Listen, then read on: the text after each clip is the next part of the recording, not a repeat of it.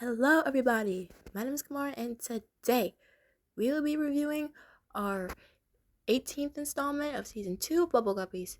Season 2, Episode 18, Sir Nonny the Nice. In this episode, Molly and Gil go to school seeing Nonny watching a knight and his horse jumping over fences. Nonny then unknowingly challenges Sir Mulligan the Awesome, and he accepts. Without much of a choice, Nonny takes on the challenge, and the rest of the gang learn all about knights. Now, this episode, y'all know how much I love Nani. He's one of my favorite characters, up there with Dima. But this has to be one of his best episodes. I absolutely love Nani, especially towards the end. Nani's just one of those characters in media in general, not just the show, that he doesn't have a bad bone in his body. And I will talk about that more about in the end of this review. But you'll see.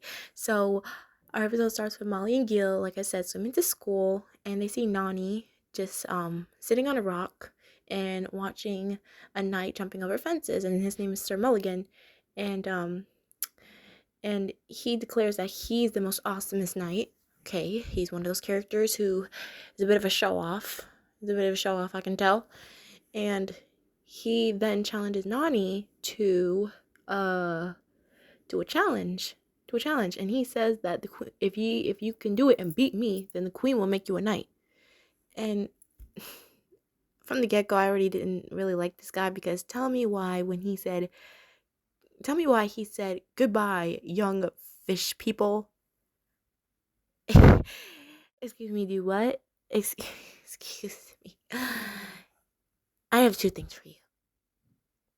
One, you ain't gonna call them young fish people. Number two, you're either gonna call them guppies or mermaids. Pick one, okay? You was not gonna call them young fish people, okay? After him saying that, I already didn't mess with him from the get-go. So, yeah. And then Molly and Gil, they swim to school, and I like how they're on the opposite side of the room for a change, presenting Nani, because that's where he normally sits. And they explain that Nani is challenging Sir Mulligan, and he's gonna be a knight. And I like how Nani says, I'm not a knight yet. Like, even though he's trying to have some confidence, he's trying, but he might be feeling a little bit of self-doubt, which is fine. It's fine. And then we have our question segment about knights and what they do. And that's when we have our pop song, Brave, Brave Knight. Remember when I said towards the end of the season, they is pulling out some bangers? Everyone and their mama remember this song. Everyone and their mama. This song right here identifies season 2 to a T, baby. To a T. You can't tell me otherwise. To a T. Like, brave, brave night. Brave, brave night. And I also love that we have a little bit of the sword and the stone kind of reference there, when the Guppies are pulling at the stone, the sword, what it looks like a sword inside of a stone. And like the side eyes mainly the girls are giving each other, like, no way she's gonna be able to pull that out. No way they're gonna be able to pull that out. And Gobi's guitar solo, fire, fire, fire, fire, and the lightning, getting some really strong Tale of the Mighty Knights vibes from the Backyardigans. I mean, wouldn't be surprising, because both creators of Bubble Guppies worked on that show with Janice Burgess, so I wouldn't be surprised if this was their inspiration for this episode. If that was their inspiration for this episode, I wouldn't be surprised, because Tale of the Mighty Knights was a banger, and I guess we can count its sequel episode, the series finale. But in this song is a banger, so I wouldn't be surprised. Banga, banga, banga. And I love how Nani in the end was able to pull it out, because that simplifies what's gonna happen later on in the episode. And I love the guitar. I love how it was actually a guitar. I normally don't say like a lot about the songs for some reason, the pop songs, but actually, correction, I did back in Bubble Duckies, and I think also Construction Site. I think so, yeah. I think so. And then we have our our shop segment where Dima, I love her so much when she's like, "Halt! Who goes there?" She's gonna do that again in the classroom. I love her, and she's and sweet little Nani, he's like, it's me, Nani, and I want to win a shield. He's just so adorable, so adorable. And it turns out she has to win like a video game. And I like how Nani, like, you know how there's already been some theories about he's kind of on the spectrum. I kind of like how, like, kids like Deem are pretty much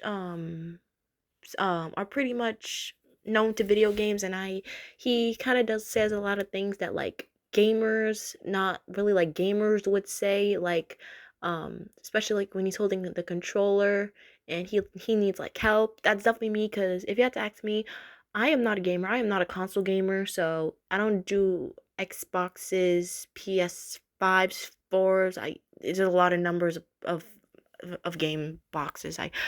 It's just never been my thing.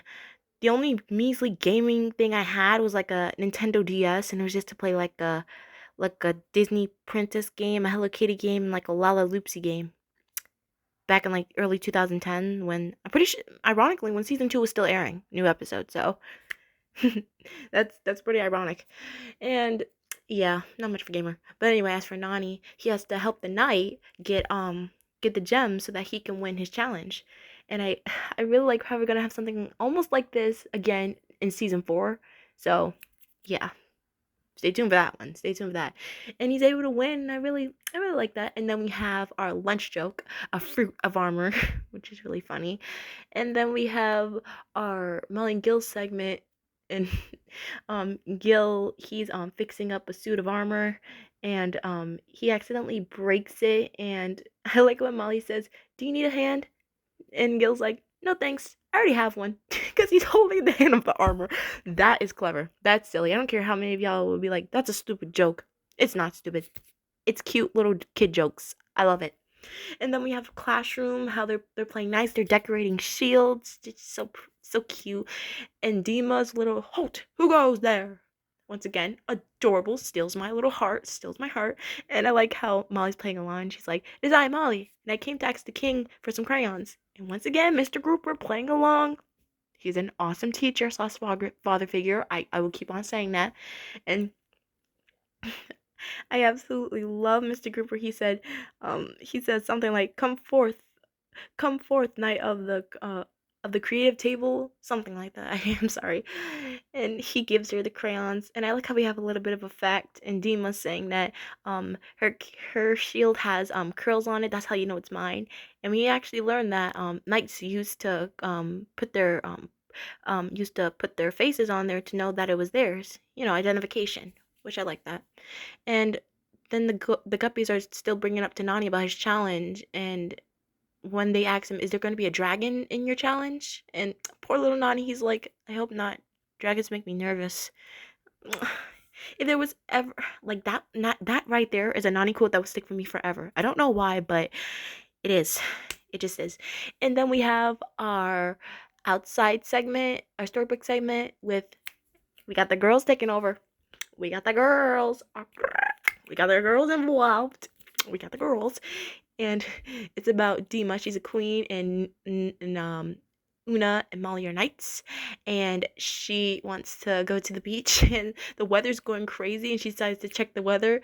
And I love how Go is the news reporter, and as he's the news reporter, he keeps on like narrating the story. I love that. It's just clever. And Dima it's a weather weasel, and she keeps on saying the wizza. Ah, I love her. I love her, and I also love Una and Molly too. Two little besties, and I like in the end how the weather weasel the weather I won't should I say one of those villains that misunderstood? I guess so, because but I mean he had magic, so he obviously had control.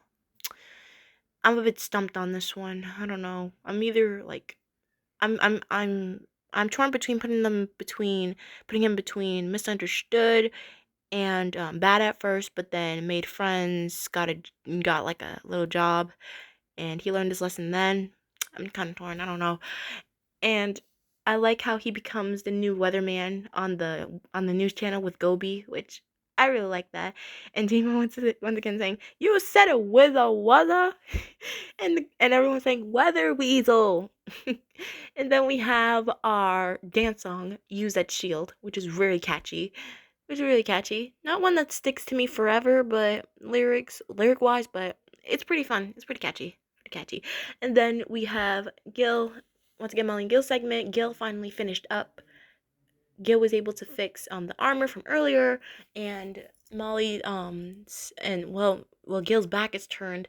Bubble Puppy gets into the knight's head, and Molly's like, "How will the knight be able to see?" And then Gil demonstrates how the head shield can open up, and then Bubble Puppy scares him.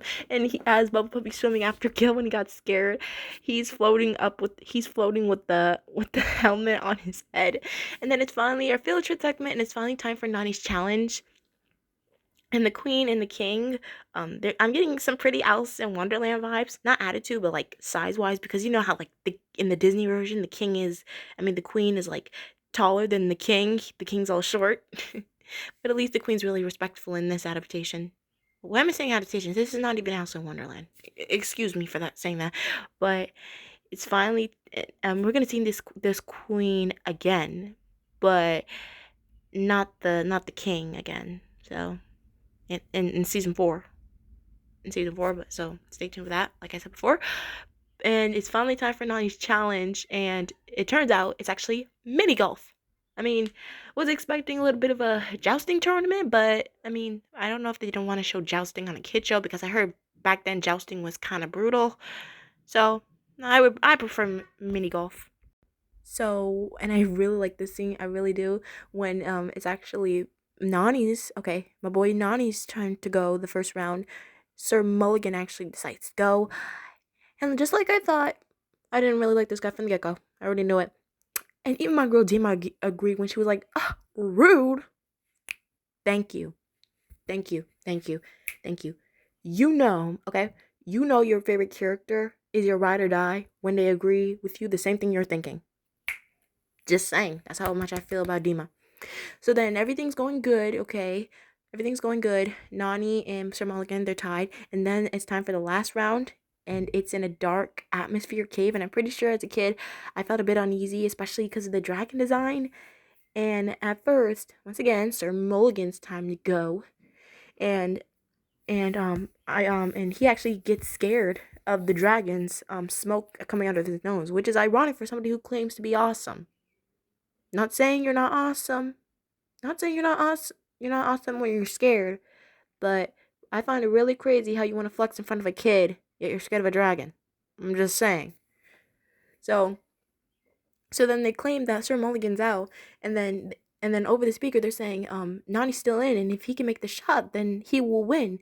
But then the kindness out of my boy's heart is unreal. He decides to help Sir Mulligan. He decides to help him. Just help him by pulling him up with his golf club. Nani is so sweet. Even though he even though he wants to try and be good at this challenge, even though if he did at first, even if he didn't win, it would have still took the kindness out of his heart. He did to save him. No matter how much he flexed on him. That is my boy right there. That's my boy. That's my boy. That's my boy. I'm telling you. That's my boy right there. I'm telling you, man. Respect him. And then after saving Sir Mulligan, everybody from the outside is very happy that Nani saved him. And Nani said that it's still your turn, Sir Mulligan. And I'm so happy he did this. He said, and I quote, "No, Nani, it's your turn." And he gives him his golf club. So, yes, that's how you be awesome. Not by flexing on others, by being generous. That's how you do it. That's the type of awesome I'm looking for, okay? And then, well, just like that, he managed to make the shot. And he's a knight. Sir Naughty the Nice at that. And I like his little helmet hat falling in front of his head. It was really funny. I'm so happy for him. Just so happy. And our last Molly and Gil segment, Molly and Gil are happy that Nani became a knight, and Molly tells Gil that you finally put the suit of armor back together. But then Gil says at first, I didn't put it back together, and then it starts moving on its own.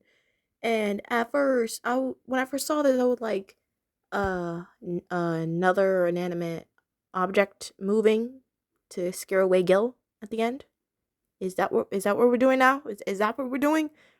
But it turns out it was just Una, Gopi, and Dima trying to pull a little prank on Gil, which I hope they checked if their friend was okay, because he kind of got the daylight scared out of him. But I mean, hey, it's just all in good fun. It was somewhat all in good fun back in Can You Dig It towards the end when Una scared Gil as a dinosaur. So I guess we can call this all in good fun as well. So, and that ends our episode. So overall, this episode was a banger through and through. Banger songs, funny moments, awesome medieval tropes sprinkled in there. I was able to quote a lot of things from this episode. A good handful, not a lot, a good handful. So, and I will have to say this is Nani's best episode in the season. One of his best, actually, in the series. So with that being said, I'm giving this episode 10 out of 10. Very, very, very solid. It is solid. Speaking of solid, we have another solid episode coming up. And it's one of my personal favorites because it gives off very springy. Because I don't know if you know this, when I said this back in my review of The Spring Chicken is Coming, I am a confirmed spring baby because I was born in April. And this episode, next episode right here, feels very springy to me. So, tune in with me next time as we will be reviewing not just our next episode, but penultimate episode of this season, people. Penultimate. We only got 2 more left. And let's make it good, and let's end it off on a strong, strong note. So tune in with me next time as we'll be reviewing Season 2, Episode 19, Bring on the Bugs. See you all next time.